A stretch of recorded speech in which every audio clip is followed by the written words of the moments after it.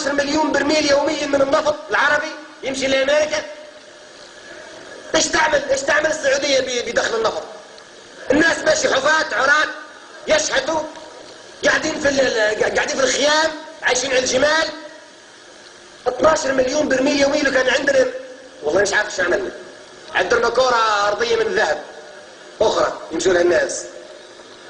وين دخل 12 مليون برميل من النفط يوميا؟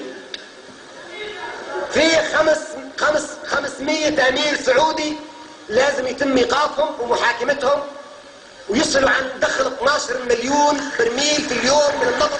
وين الدخل بتاعه؟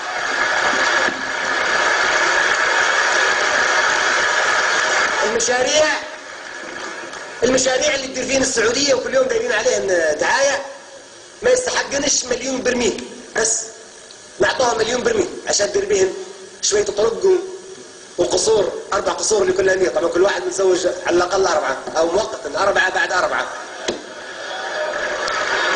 هذا الكفر. يا أخي الجيش السعودي لازم يتمرد.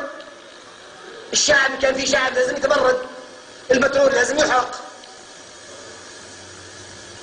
حتى الكويت شنو هذا؟ كم تنتج الكويت من وين من النفط؟ كم تنتج؟ كم تنتج؟ ها؟